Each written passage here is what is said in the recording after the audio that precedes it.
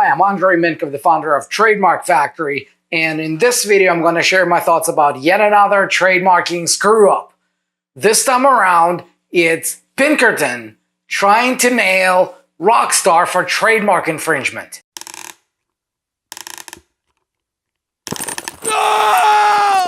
Alright, let me start by reading from the article. You can always find the link in the description below, and let me give you a word of warning. The article was written by a lawyer, so it's a little dense, but trust me, it's worth it.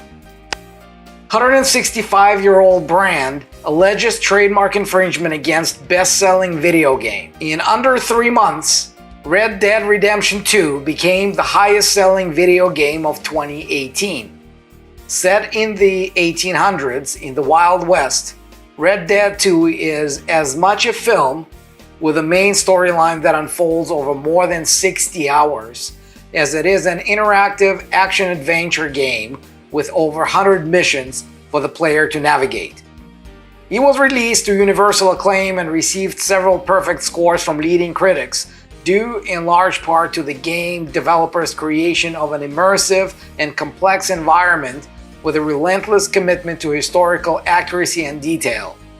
Red Dead 2's developers, Take-Two Interactive Software and Rockstar Games, spent over 7 years with the efforts of more than 2,000 people to create a game with more than 500,000 lines of dialogue and 300,000 animations. Alright, in one of the 100 or so missions throughout Red Dead 2's story, fact meets fiction with the game's protagonists rob a train. The owner of the train hires Pinkerton security agents to find the culprits.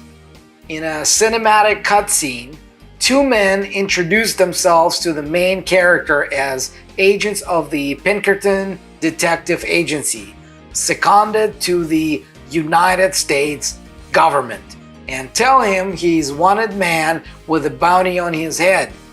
The detectives are dressed in bowler hats, red vests, ties, and gray coats, apparel typical to the real Pinkerton detectives. They also wear silver shield-shaped badges on their chest, and at times the Pinkerton name can be seen. It is the same badge that the Pinkerton National Detective Agency used from 1850 to 1925.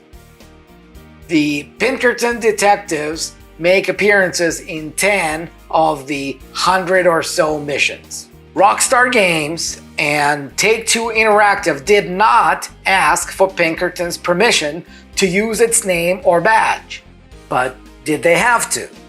6 weeks after the release of Red Dead 2, Pinkerton sent Rockstar and Take-Two Interactive a cease and desist letter alleging that the unauthorized use of the Pinkerton brand, including Pinkerton's and Pinkerton Detective badge, constitutes trademark infringement.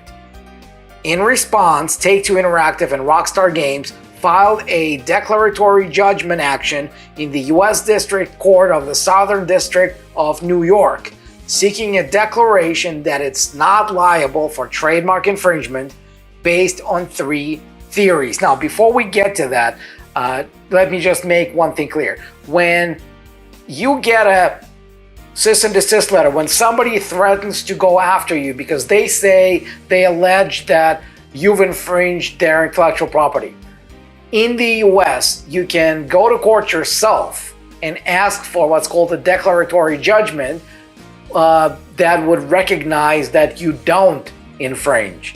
And if you are successful in getting that declaratory judgment that you don't infringe, then the person who threatened you can't go after you anymore because that's considered a decided matter by that time. So what Rockstar did is that they took initiative and they said, you know what, we're not going to wait. We're not going to wait for you to go after us. We're not going to let you, threaten us. We're not going to let you keep that hammer above our head. We're going to go to court and ask ourselves. Now, they say there are 3 reasons why this declaratory judgment should be granted to them. Let's go through those options. First, they say they relied on First Amendment grounds, arguing that Red Dead 2 references the Pinkerton Detective Agency and historical Pinkerton badge as part of the creative expression of the video game, which references are relevant to their artistic message, as they have sought to create a historically realistic depiction of the Wild West. And the references relate to the historical feel, setting, and plot of the video game. The developers argued that the Pinkerton name and badge are only used in the context of the video game itself and are not used in the game packaging or promotional material. In such a context, they do not suggest sponsorship or affiliation between Red Dead 2 and Pinkerton, and that the First Amendment precludes a trademark infringement claim when the use of a mark in a creative work that is artistically relevant to the work and not overly misleading. Okay, I could buy that argument. Second, the developers sought a declaratory judgment that their use of the Pinkerton name and badge constitute nominative fair use. Under US trademark law, a commercial user is entitled to a nominative fair use defense under the following circumstances. The product or service in question is not readily identifiable without the use of the trademark. Only so much of the mark or marks is used as is reasonably necessary to identify the product or service, and the user does not do anything that would, in conjunction with a mark, suggest sponsorship or endorsement by the trademark holder, right? So this relates to situations when you simply mention somebody else's brand, right? When you mention their brand, when you talk about a product that bears that brand, you have to mention the brand. So as long as you do that in such a way that you don't create the perception that you're sponsored or affiliated by that brand, that's considered nominative fair use in the US, and you're okay to do that. So it's a fancy word, but pretty much every law of every country has similar provisions, right? Because you can't talk about a product that has a brand without mentioning the brand. And the function of a trademark is not to shut you up, is not to forbid you from mentioning the brand, unless, again, you're trying to do something that would create the perception that you are somehow linked to the brand owners, all right? So Red Dead 2's developers argued that they used the Pinkerton name and badge to refer to the historical Pinkerton National Detective Agency, that they only use so much of the name and badge as necessary to identify it as such, and that consumers are not likely to be confused about the source of their products as compared with those of Pinkerton, right? So everybody understands they're not buying a game from the detective agency, and they also know that they shouldn't expect to buy detective and security services from the software manufacturers, right? All right, so let's keep going. Finally, the developers sought a declaratory judgment that their use of the Pinkerton name and badge is not likely to cause confusion as to the source or affiliation of its products, or confuse consumers into believing that its products are sponsored or endorsed by the defendants, because the developers and the defendants provide completely different goods and services.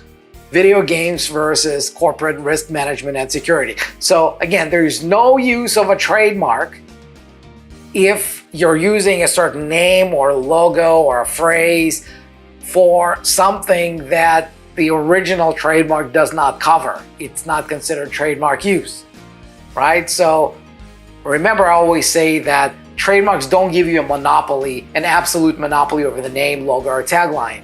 It gives you the monopoly over the combination between the name, logo, and the tagline, and particular products and services under which your brand is known.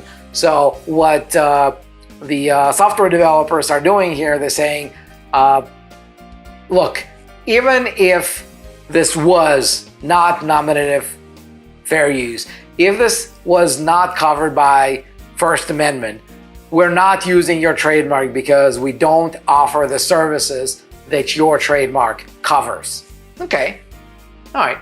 So the developer's declaratory judgment action is in its infancy, and Pinkerton has not yet filed a response prior to the lawsuit. Pinkerton's lawyers argued in writing to the developers that there must be artistic relevance of the use of the mark for the First Amendment defense to apply. Assessing the game's use of the Pinkerton's assets, it is difficult to see how such use enhances the content, tone, style, purpose, or appeal over the use of any other law enforcement brand, and thus leaves the question of whether the use was arbitrarily chosen to exploit the Pinkerton brand. Oh, come on. The game developers addressed Pinkerton's argument in its lawsuit in part by identifying extensive use of the Pinkerton name in media and popular culture, that's true, including dozens of classic and contemporary television shows and movies. Pinkerton's president also issued a public statement on Red Dead 2 arguing that the game's claim to historical accuracy was misleading. The statement says in part, "One cannot rewrite history to create profit in the present at the expense of real-life people who represent a brand today. In the game, Pinkertons are seen shooting horses, shooting guns, and firebombs into buildings where women and children are present, and as violent villains in the community. History tells a different story." The statement also lamented that Pinkerton employees now have to explain to their young game players why Red Dead Redemption 2 encourages people to murder Pinkertons, and that such an image is inaccurate and detrimental to the Pinkerton brand. Okay, you can finish reading the article yourself. I just want to give a few comments of my own. Everything in me from my trademark law experience wants to side with Rockstar and the software developers, right? I buy the argument about the First Amendment. I buy the argument about nominative fair use. I buy the argument about lack of trademark use. I get all that. But on the other hand, I try to put myself in the position of somebody who's running a company that has been there for 165 years, that build a super valuable brand that has stood the test of time. And I'm thinking, do they really have no recourse against such use? None whatsoever? Can anybody just take their brand and do whatever they want with it? Or can they do something? I don't know. And it's a difficult case because, again, it would be decided based on policy more than anything else. And frankly, I don't think either party wants to get to that decision. I think that really this is a perfect opportunity at this point for both parties to get on a conference call, maybe meet each other, and come up with a settlement whereby Pinkerton would provide a license, so they would at least know that it could be a license for $1, right? But they would know that such use did require their consent.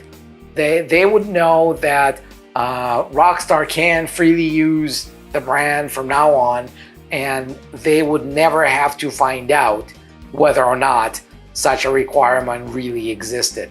So I think that would be best for these particular parties.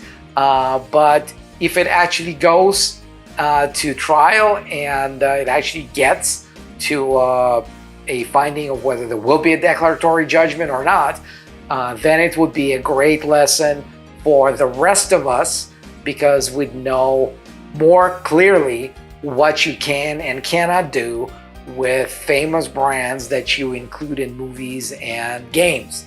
So we'll see, and if there's a development, you'll hear about it here first. Now, if you found this useful, if you found it interesting, subscribe now, get notified whenever the next video goes live. We post these every day, and if you got a brand that you want to protect, whether you've been running your business for 165 years, whether you've been building your product for 7 years and have 2,000 people working for you, doesn't matter. Or maybe you're just starting out, maybe you're just thinking of starting a business, you just know that the brand that you're building is worth something, that it's going to be the symbol of a brand, of a business that matters. If that's you, go to trademarkfactory.com, book a free call with our strategy advisors, and we will help you from there. And until then, I'll see you in the next video.